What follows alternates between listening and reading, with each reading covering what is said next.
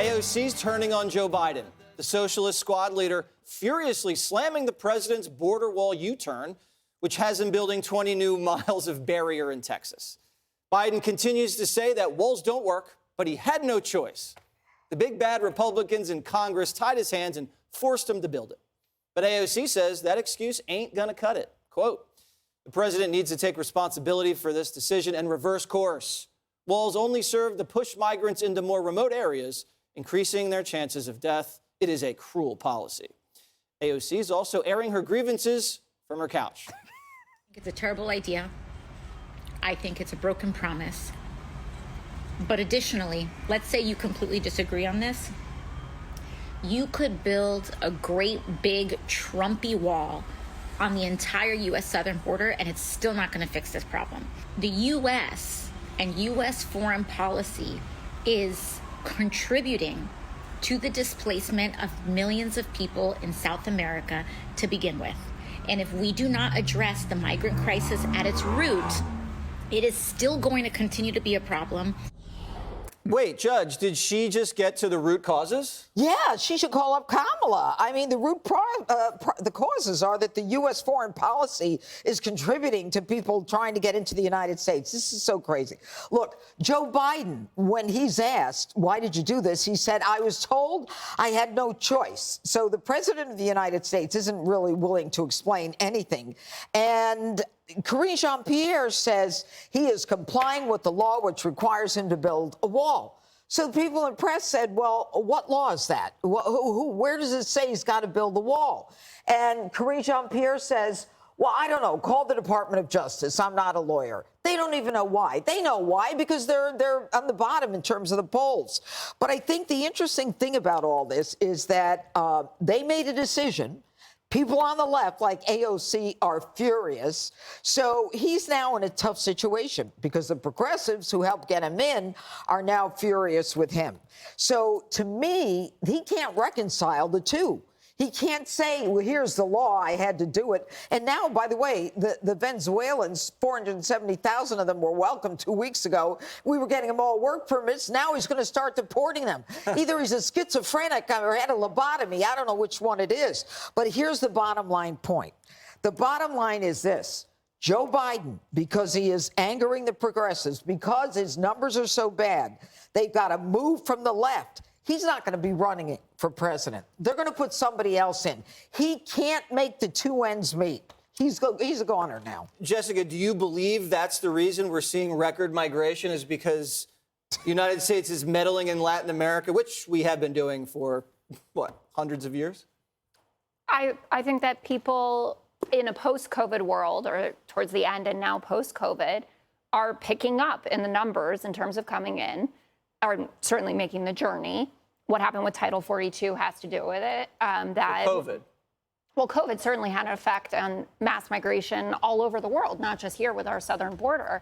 The policy, though, that Biden's talking about is the 2019 rule that Congress passed. So it's Congress's job to do this. Biden says we tried to reappropriate the funds. They wouldn't let us do it. But I do think that there's hidden benefits to this. Remember when the courts kept saying that Title 42 had to be extended? So the Biden administration could say, it's not us, we don't want it. But it ended up being something that was kind of stymieing migration a little bit. So this might have kind of like the backhanded benefit. But Biden should really consider embracing, I'm not saying going as far as deporter in chief, but both Bill Clinton and Barack Obama had reputations for being quite harsh about the border. And it didn't hurt them electorally. They both got resoundingly reelected. And that is an option here. And the fact that people like Mayor Adams are heading down to the border, what's going on in Chicago, D.C., and everyone is apoplectic about it, you might want to embrace being a little bit harsher about it and just own it. You remember when you were bragging a couple months ago that Biden reduced illegal immigration? I remember that. I remember you were spiking the football. He fixed the problem.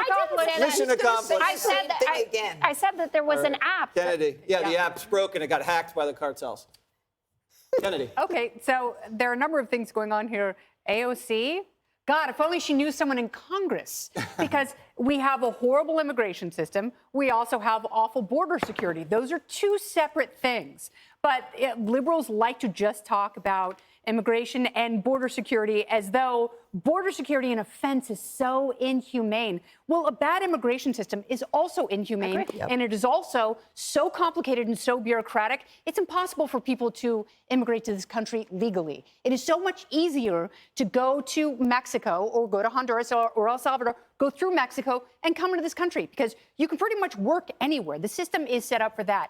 What I love is in New York City, we have a congresswoman who represents part of New York City and the mayor of New York City at odds on this very issue. It is not up to the mayor to determine federal policy. It is up to the federal government. But they have completely given up their responsibility to protect this country and to protect this city. So now places like California, including Los Angeles and San Francisco and New York, have to rethink what it means to be a sanctuary city, because that is something they said in words. They never intended for this to happen and to have the welfare state completely overrun, because you cannot have a broken immigration system that leads to open borders and a massive welfare state. It is mathematically unsustainable.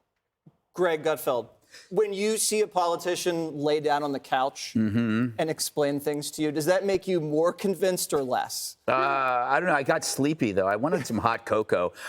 I do want to know what the root cause is, but more important, I want to know if she really wants to know what the root cause is, because I think I know what it is. These people that are coming here prefer this evil, capitalistic, racist country, the country that people like AOC just trash every single day. And you know why they like this country? Because it's better. Too bad. What you're seeing is their progressive luxury beliefs implode before their eyes. Before the buses, she could pantomime her phony sorrow at the border and virtue signal over sanctuary cities. But now that her constituents are being affected, illegal immigrants are everywhere in New York City. They're in public spaces. They're using public services. They're even taking jobs, which actually for cheaper.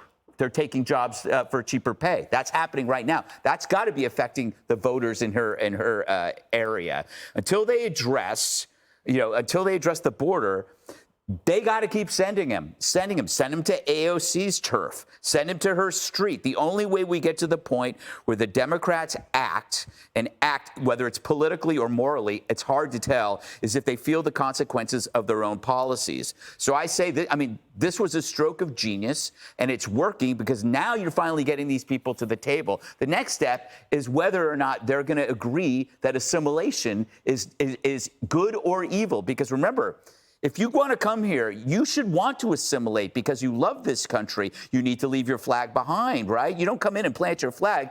You have to come here and say, I love this place. I want to know why this place is so great.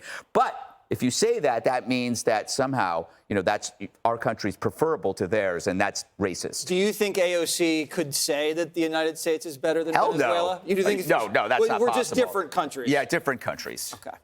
Hey, Sean Hannity here. Hey, click here to subscribe to Fox News YouTube page and catch our hottest interviews and most compelling analysis. You will not get it anywhere else.